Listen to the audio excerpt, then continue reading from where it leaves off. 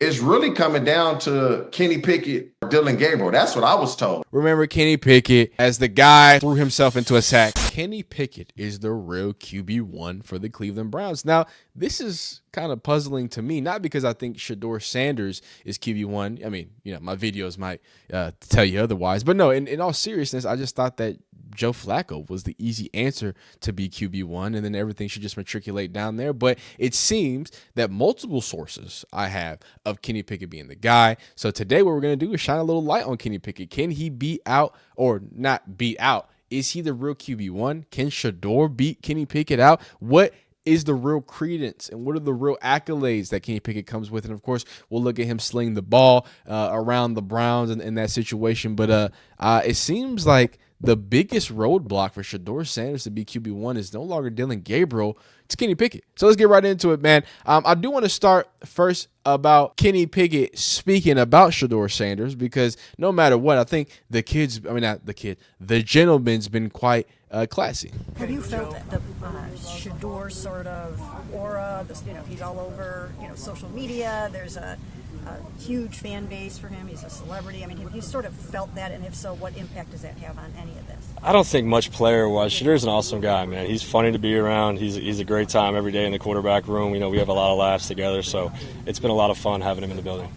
And, I know this is technically about Kenny Pickett, but, I got to shoehorn some Shedeur propaganda in here because what else am I doing, right? And what I'll say to you in all seriousness is I think it's important to note where some of this drama is coming from for as much as people say, oh, my God, Shedeur is going to add drama to the, XYZ, the media, the blah, blah, blah. It seems like the media is the only people adding the drama, clearly, right? They're the ones trying to, that lady had to be at least 30 years old. She's using words like aura to describe Shedeur Sanders. What have we done? Has TikTok gone too far? We need to think about it, have a conversation, okay? All right? I don't understand why Kenny Pickett's being asked about aura.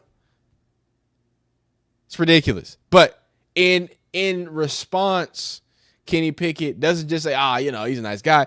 He's a little more specific about that. I add value and credence to things when people give some specific stuff. And I think he was pretty specific. Like, hey, look, not only is he chill, not only is it, whatever y'all talking about, but on top of that, we're having a good time. We're laughing. He's positive.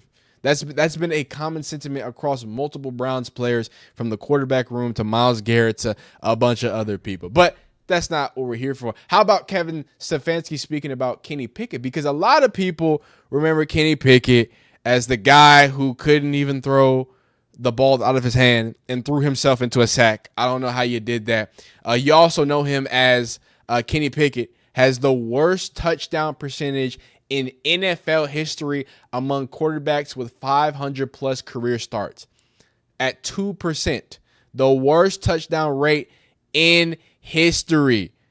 Kenny Pickett's 25 career starts, 12 starts with 0 touchdowns, 1 game ever with 2 touchdowns, 79.3 career passer rating. Shout out to the Buffalo. He might be biased. He might be biased, but appreciate the stats for Kenny Pickett, because that wouldn't lead credence for people to think that from the last we've seen of him, besides win the ring, the last we've seen of Kenny Pickett hasn't been the most positive. So what does Kevin Stefanski see in Kenny Pickett that, makes maybe seems like he's leaning to be QB1? This is back in May 28th, by the way. Yeah, I'm really excited about what Kenny brings to the team. He's a guy that works extremely hard at his craft. I love the way he thinks about the game. He's very, very tough. So he's doing a nice job. As you can imagine, with quarterbacks or any position, we're throwing a lot at these guys, and I think he's handling it really well. So, already positivity coming from the head coach right now. I think that it's important to be noted that it's not just spoken, but I do feel like there's a real air of confidence, right? There is a real air of, hey, this is what it is. You know what I'm saying? Like this is not just I'm saying positive things about Kenny Pickett, but more so there's a confidence that he's been displaying. And we're gonna get to the actual throwing of the football at the end of this too. But let's get into some more recent claims of Shedeur Sanders being QB1. Now this is I believe from Rich Eisen, right? Now this is just a counterclaim saying that Shedeur is actually QB1 and he might be starting by week 7. And then we're gonna get deeper into this claim. And but before we do that, TJ Huzmandazde, I don't know, I said that wrong. He says, I was told by somebody that's in the building that ain't a player. It's really coming down to Kenny Pickett or Dylan Gabriel. I want to stress something about this.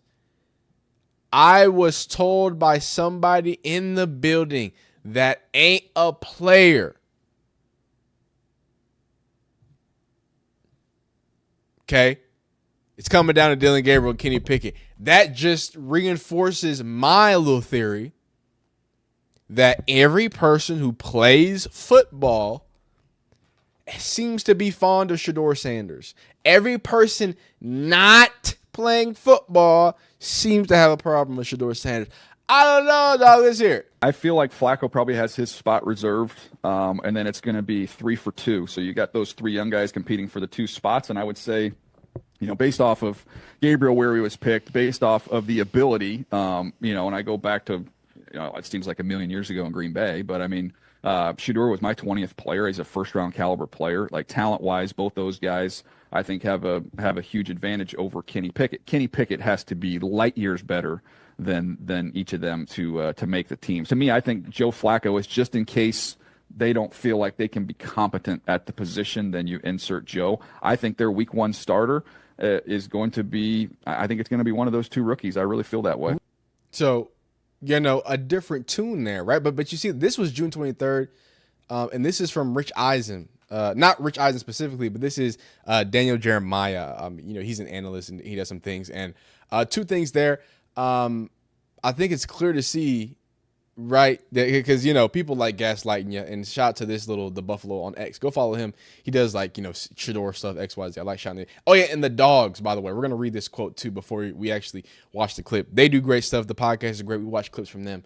Make sure you follow them. They do great stuff if you're a Browns fan. Regardless, going back to what I'm saying, 2 parts. First part, it's a little bit of a Shedeur stab.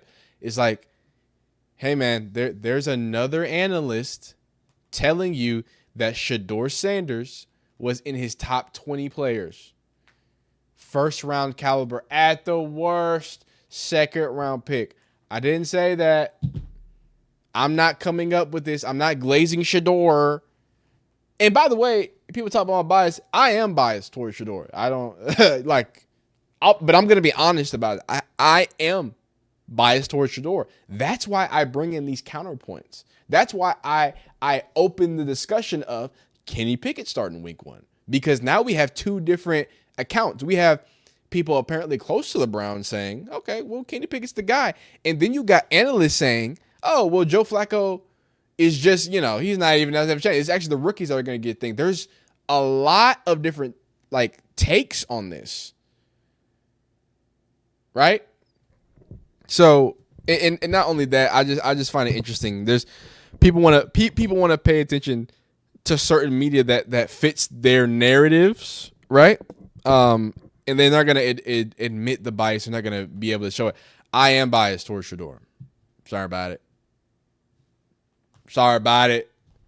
But what I also am going to be able to admit is that there's other people that are seeing the things that I'm seeing, right? And y'all can go watch the video. Y'all, if you gonna say I'm biased, go watch me grill Shedeur. Just most recently in the Alamo Bowl, I said, motherfucker, you should have sat down. You should have sat out, boy. Cause you going from the 10-yard line and decided to run 20 yards back to take a sack out of field goal range against BYU. Not good looks. The picks, not good looks. It was like he did everything.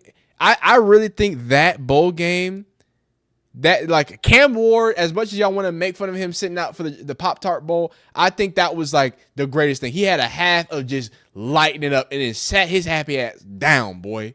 It's over with. But Shedeur stood out in that whole game in garbage time, trying to get more stats. Finally got Travis Hunter a touchdown, so that's important. But I'm not going. I'm sorry about it. My Shedeur fans want me to just be completely delusional about him.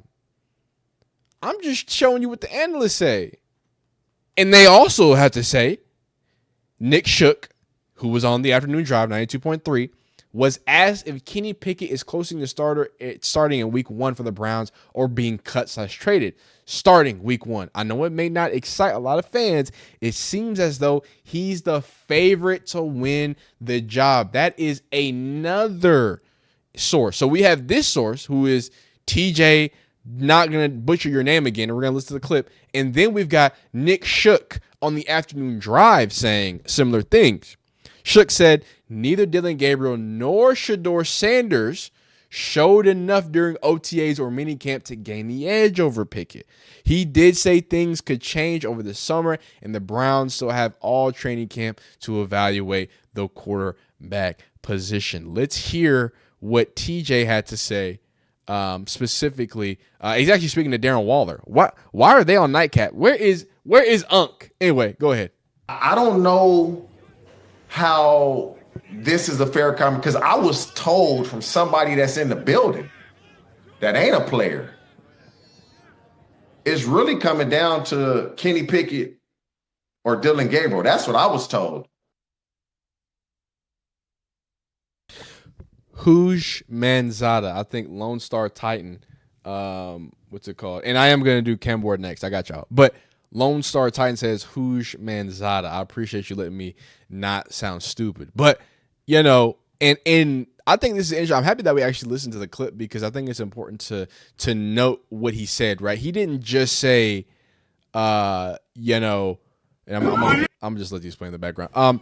He didn't just say that, you know, Kenny Pickett is the guy. He said, I don't even know how it's fair, right? From the, you know, from the 92.3, the fan, if we go off that quote, right? That quote is more in the lines of, look, they're still just rookies, right? They just haven't had the tape, neither of them. And I think that's important because for as much as people want to either overhype, because there is some overhyping, and underhype Shedeur, it doesn't seem like they're doing that to Dylan. It seems like either people are trying to defend or trying to, you know, why aren't we covering him? Which I do cover Dylan. I did a Dylan Gabriel video. Go check it out. If you want to listen to Dylan Gabriel. But I just think that's an interesting thing. Again, I don't think that has anything negative to do with Dylan Gabriel. I'm a pro Dylan Gabriel guy. I think he's a dude. I think he's a lefty that can spin it. I think there's all that fun stuff. So with all that being said, right, when you draft somebody like that, in the conversations that we have, right, and one of those things where I tell my Shedeur fans, right, and they don't like hearing this, my guy, a lot of my watchers are Shedeur fans, is that like, yo, Dylan Gabriel can play football. Like Dylan Gabriel has got a lot of the attributes that, you know, not for nothing that we like about Shedeur, right? He can put that ball in good places. And it's interesting because, you know, it's the scheme, but all 4 of these quarterbacks do the things that Kevin Stefanski's offense demands. And here is Kenny Pickett doing that, right? As you can see, right? Don't sleep on Kenny Pickett, right? For as much as I've shown you the Shedeur, I've shown you Shedeur hit this pass, and I've shown you Dylan Gabriel hit a similar pass right over the middle of the field, being decisive, attacking, just like Kevin Stefanski's offense demands, right? And I say that to say Kenny can do it just fine as well. He can put it in a spot just as well, okay? So if I am to believe what they're saying, I don't even think it's a negative, and that's why I wanted to talk about Dylan Gabriel for a second, because what I'm about to say, I don't even think it's a negative to Dylan Gabriel or Shedeur Sanders. Like the comment we read, you're talking about somebody at this point who has got to back up and watch a championship organization. Okay? So at the bottom tier level, there's a level of maturation that has happened. Okay?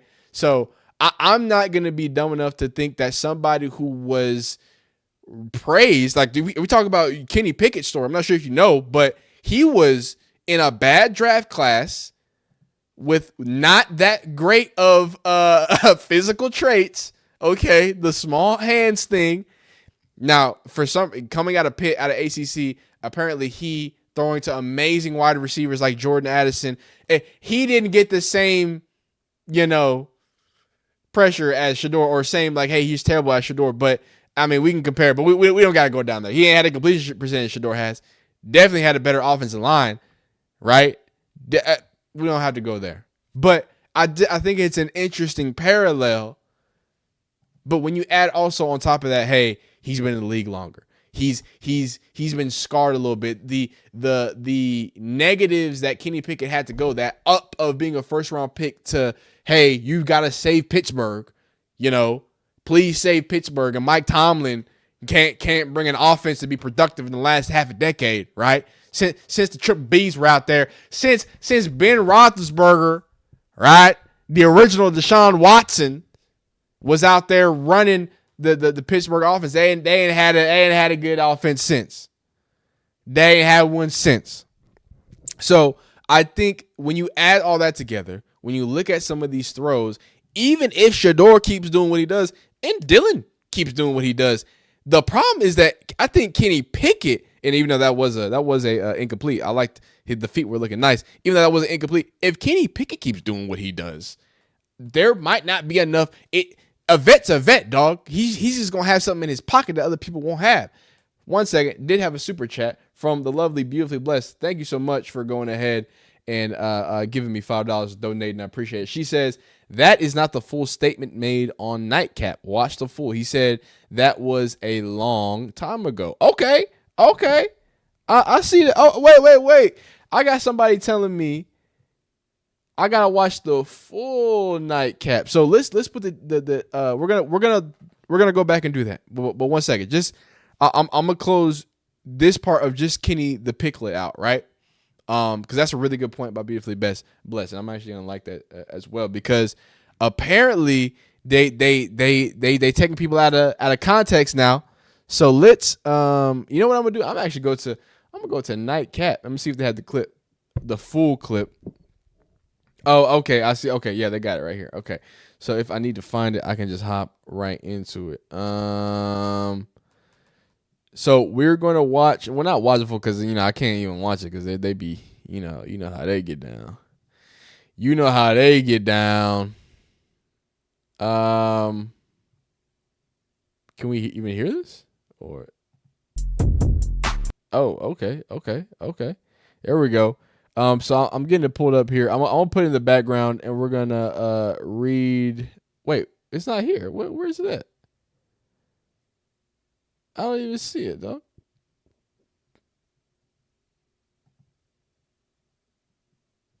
I don't even see it. All right, well, I'm gonna do it on the live stream, but just keep that in mind. There is more to that. I'm gonna go to my live audience and give them, the full story of that. To close this out, like I was saying, it's really not even about necessarily Shedeur not being good or him not being in a certain stance or place, right?